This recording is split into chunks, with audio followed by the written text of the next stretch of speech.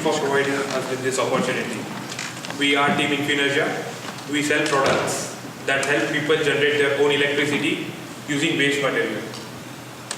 We all know the pain of not having electricity, but unfortunately, 78% people in third world countries have no access to electricity. They have to go through this pain every day. Not only their present, but also their future is in dark. We at INFINURJA have come up with a solution where we help them generate their own electricity using their biodegradable waste and our products and the bacteria that we are pattern product bacteria. So this is our first product. It's called Power Tank. This is a septic tank that every home in India has. This product goes into that, and because of the sludge and the bacteria, the output comes here, which goes into the power source. We'll be showing you a demo in short moment. So as you can see, it integrates into septic tank and generates up to 3.5 kilowatt hour. That is sufficient to power a house, which consists of light bulbs, computers, and even fan. The cost, as we mentioned, is $5 per unit. So this is basically my home that does not have electricity. So how we work is, so there will be trade shows and at marketplace, we will do demos, explain people what this product is. People will show interest. We have 90% interest in our product. Then they go to a bank to get a loan, or which is a microfinancing option that we would be discussing. Then this is the septic tank. Our installers goes and measures it. Then we just in time produce it for them, because it's not a one size fits everybody. So we do a just in time management for them. This is the septic tank that they go and install. Then the power goes into the electricity, and this is how their house looks. So when we started with this idea, we were targeting many segments. We were targeting all the developing countries, we were targeting developed countries, but we really did a customer survey of 554 people, and after 47 iterations we came to, we saw that 93% people in India do not have the electricity and are interested in our product. So we changed it basically to India, where I am from, and we have done 554 surveys, and we have 500 customer orders from them. Secondly, because our customer segment changed, our customer relationship changed too. Initially, we thought of doing online monitoring, call centers, and providing them with one-call maintenance. But actually what our feedback from our advisors and our research and our survey showed is they do not need all these things. They need a cost-effective solution that should be somewhere around $20 per month. So we had to partner with microfinancers, and this is the customer relationship, how it looks. We are doing demos, we are providing installation, maintenance, and financing options. Now let's see how our value proposition came. So initially our value proposition is that we're providing electricity bill reduction, 24-hour electricity with a low initial cost. So how did that really change? Well, through our 500 customer surveys, we validated all those assumptions, and in addition to that, we got valuable comments back. Just highlight a few of them. Relief from load shedding. For those of you who don't know, load shedding is kind of like a mandatory rolling blackout. So individuals only have access to maybe a few hours of electricity per day. And one individual said there will be an increase in employment and industrial production. So overall, this added to our value proposition, where we added increased productivity and improved standard of living. So we are definitely impacting these individuals' lives. So this costs about $100 to validate, and about approximately 30 days. As such, we initially started to perceive our venture as doing all in-house production, assembly, and distribution. How did this change? Well, we found out that microfinance was absolutely essential to provide our technology at a low cost, at $20 for 36 months for our customers. Manufacturing in-house was way too expensive, and we also learned that salesmen and installers work on a commission base in India, and that's absolutely critical to make our venture a success. So this overall cost $10 to validate. It took about 2 weeks to do all this. So initially, as we mentioned before, we wanted to do everything in-house. So that was mainly doing partnerships with warehouses, NGOs, non-governmental organizations, and the government and environmentalists to kind of get our technology out there and into the public's hands. So manufacturing in the United States is very high. So when we switch to a just-in-time inventory model, we can partner with local manufacturers, which eliminates the need for warehousing. Large banks are not interested in this market, so that's why we pursue the microfinancing option. We also partner with Arizona Center for Innovation. So this is a biotech incubator where we're currently set up right now to do prototype testing, and then later months we're looking to do beta testing, full-scale prototypes to test our product. So our key partners that we pivot from, we have the Indian Urban Bank, which is our prime microfinancer, local installers, NGOs, and as well as the suppliers, and the Arizona Center for Innovation. Cost is pretty much $0, and it took 15 days to get all this together. So our main channels that we first initially thought of were online sales, direct sales, and retail stores. So how did this change? Well, majority of people don't have access to electricity less than 4 hours a day, so how are we going to target them through e-commerce? So that was pretty much invalidated.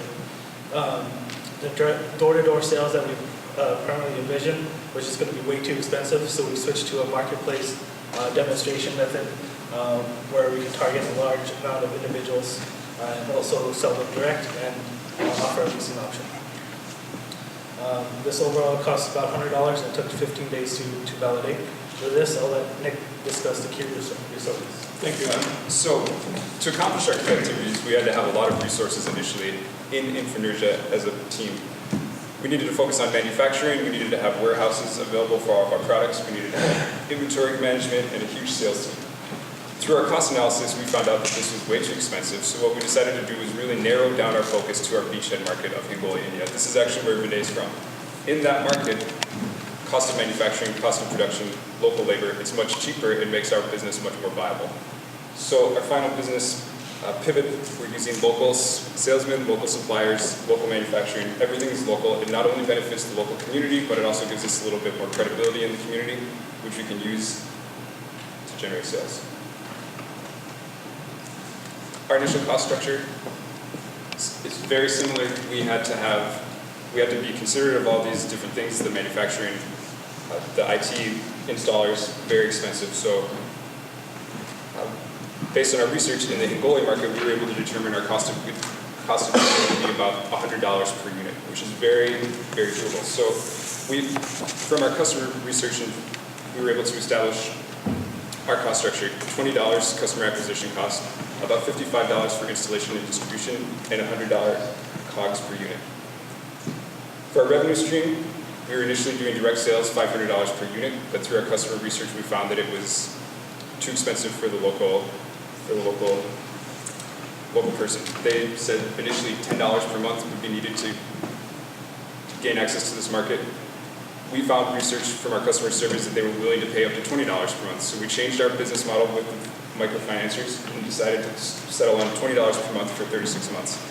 We're still doing direct sales for $500 with the leasing option available. This cost about $10 to make this pivot, and it only took about 10 days to get the confirmation back from our suppliers. So as you guys all know, as entrepreneurs, the initial business model gets thrown out. You can forget about it as you move forward in your business. But we've accomplished a lot since we developed that initial business model. We've done our proof of concept testing in July. We've actually partnered with the Arizona Center for Innovation, which is a biotech incubator in Tucson, to further launch our business. We've received first grant funding from the University of Arizona to prototype.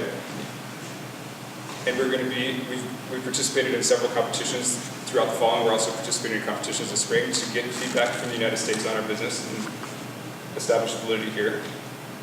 For our future milestones, we're going to be doing our beta testing in Arizona, actually getting our full-scale product in the ground and testing it to generate electricity.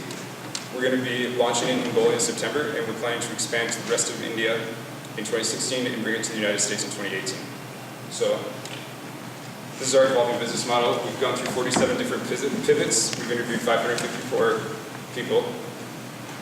Huge population of people that don't have electricity in the world. we have a unique solution that can allow us to help them. So thank you for your time. We'd love to hear your questions. I got a little confused at the end. Your initial market is India, Yes. but you're going to bring it to the U.S. in 2 years? Is that?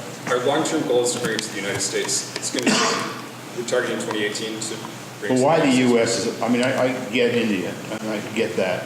I mean, a large percentage of the population is served by electricity in the U.S. Why wouldn't you go after India to someplace in Africa or China or whatever? I mean, but why? I mean, you're alpha omega in terms of the markets, India and U.S. in terms of infrastructure. Yeah, I guess I didn't mention that. In 2017, we're planning to expand to other developing countries. That would include like Bangladesh, other African countries, stuff like that. That's where the real demand is for a product like this, and then bring it to the United States once we've met the demand. So the U.S. market, you're going to compete with solar? Is that what you're doing? Is that kind of the thought? In India, you compete with nothing because there's no electricity, but when you bring in the U.S., you're going to compete with solar? Is that the thinking? It's just curious to me that I understand the concept of India and China and Africa, and I get all that. I just don't get why you move into the United States with this. That's a great question. So from our, yeah, go ahead. So basically in India also there is solar power that is available over there. But it costs $10,000, which nobody can afford over there. Right. So government comes into picture, subsidizes it, provides in 5,000. Still nobody can afford it. Right. So it's a good option for India. Second is Bangladesh, where there is a similar situation. And then in United States, in 2018, we will be genetically modifying the bacteria and doing the FDA approvals so that we can produce more electricity. And then the bill reduction would be done for US also. So the U.S. market, I think what you're saying, I just want to make sure, this is important, because it's a different market direction. It's a different business in the U.S. than in developing countries, right? Right. Third world. So in the U.S., basically, it's an alternative form of sustainable energy. Is that the message in the U.S.? Yes. Yeah. But in India, the message is you don't have electricity, and we can provide it for you very inexpensively. Exactly. Yeah. I just imagine all those, one in 4 homes in the United States have septic tanks. Yeah, I get Imagine that. Yeah. capturing all that energy. What's the life cycle on this device? We're expected 10 to 15 years without any immediate maintenance. And can you do it in a large enough fashion so that you could do treatment plants in America? That would also be an option. Yes. I would also like to that. So when we were targeting India, we found that there are joint families, 80 people live together in an apartment or something like that.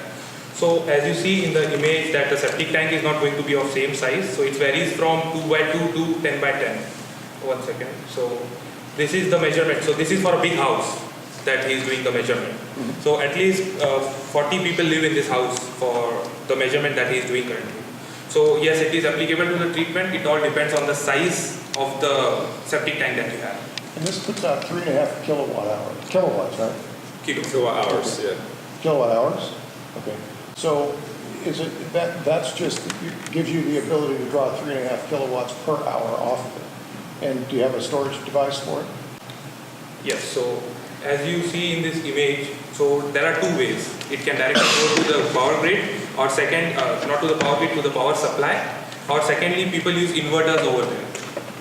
Inverters is basically if you get light electricity for 4 hours a day, for rest of the time you use that inverters. So what we'll do is, this output will go into the inverter instead of the battery.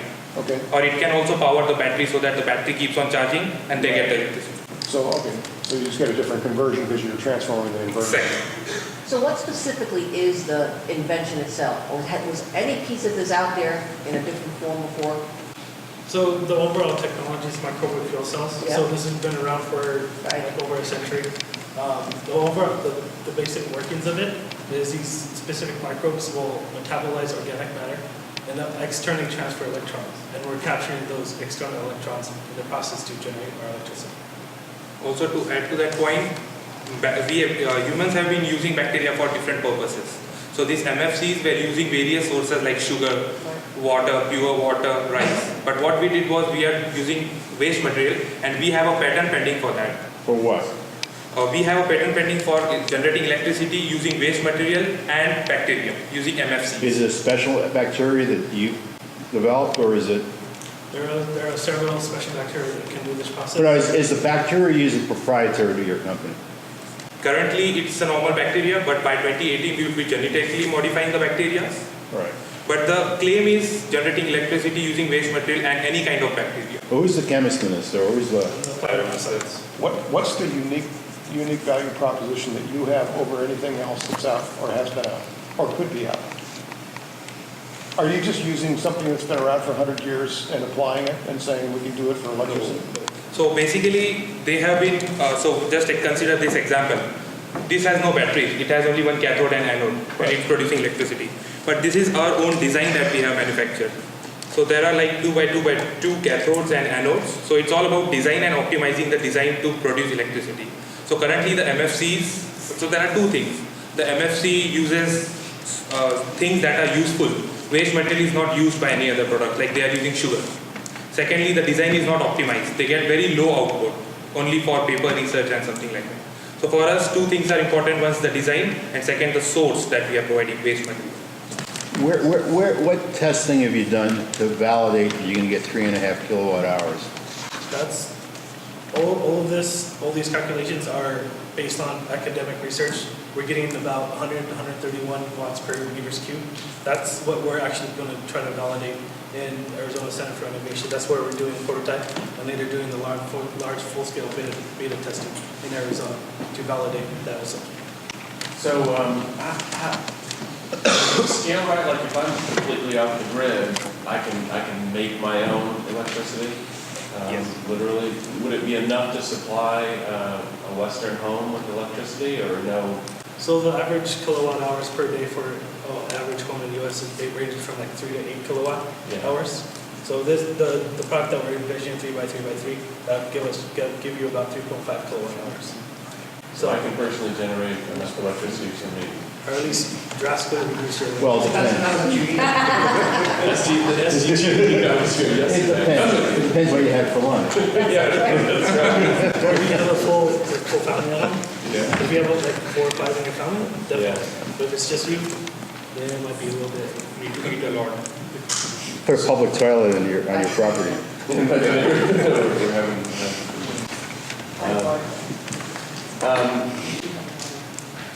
the installation and making it maintenance free, it just seems to be a pretty caustic environment, right? So, So all the materials that we're going to utilize, they have a lifespan of about 100 years. yeah. So we're not foreseeing any type of like malfunction material-wise, because everything that we use won't degrade.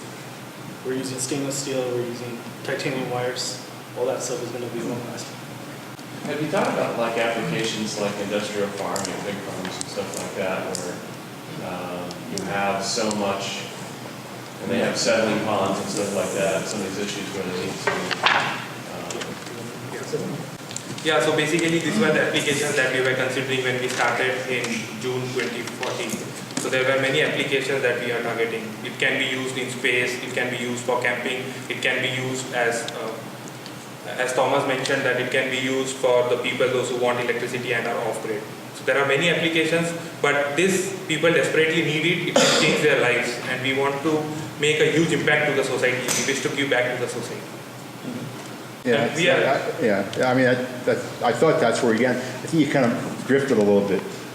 But yeah, okay. But your objective here is to provide electricity in underdeveloped areas where there is no electrical generation infrastructure. Is that summary? that's the the for phase 1. Phase 1. And what's phase 2? Phase 2, as we mentioned before, we're going to target more developed countries and going into the United States. An alternative cost of Right. Another option for alternative energy. Yes. So basically we want to target 3 things: people, planet, and profit. We want to first help What people. order? Sorry? In what order? People first, people first. People first. Second, planet, and then for profit. So you said the unit cost was less than $500, right? Yes. Aren't the inverters tremendously expensive, or is that an application without an inverter? Inverters are very expensive. Like not all people can have it. It costs somewhere around $2,000 to $3,000. Yeah. So people are not using But it. if they don't have an inverter, Gail asked a question. Your answer kind of answered my question. So you've got this hut out there, or this house without electricity. So now you're putting a generator in effect Exactly. outside there.